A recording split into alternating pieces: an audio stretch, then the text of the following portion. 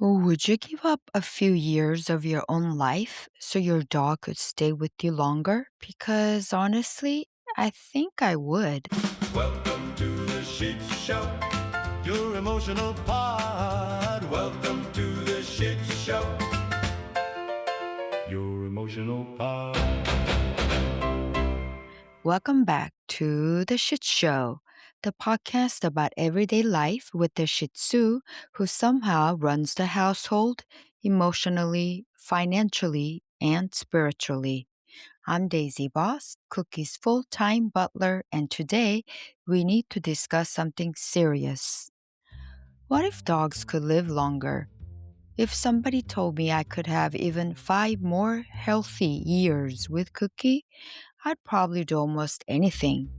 And apparently, a lot of dog parents feel exactly the same.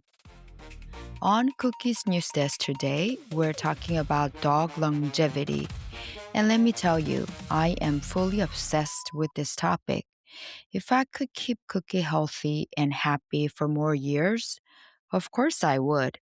And I know other dog parents understand this feeling immediately. A podcast from the New York Times, dated May 9th, talks about the future of extending dogs' lives, and it sounded like science fiction.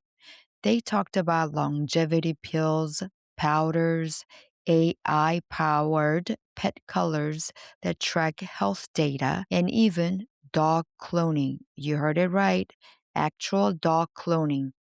Apparently, Barbara Streisand cloned her 14-year-old dog through a Texas company called Viagen Pets.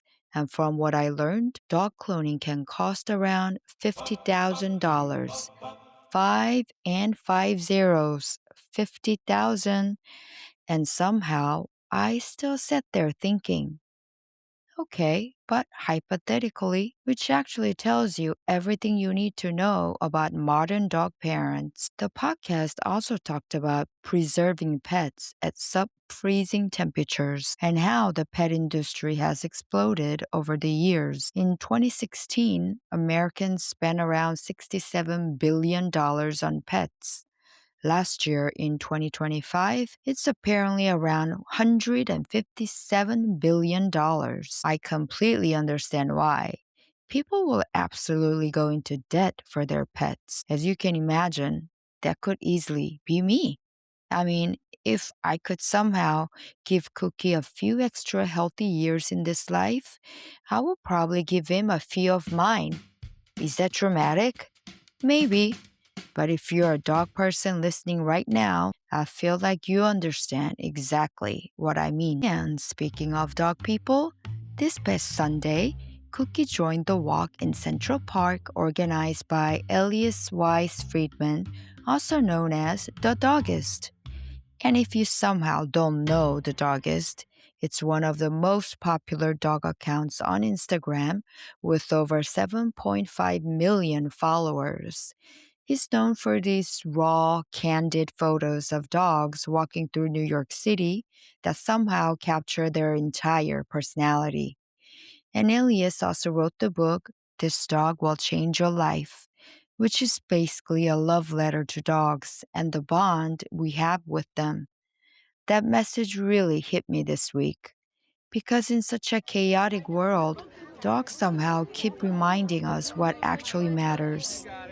And despite the heat this weekend, so many dog lovers still showed up for the walk, which was very different from the freezing rainy Shih Tzu meetup back in April. Cookie did not like the heat either, so he stayed in the carrier, acting emotionally unavailable as usual.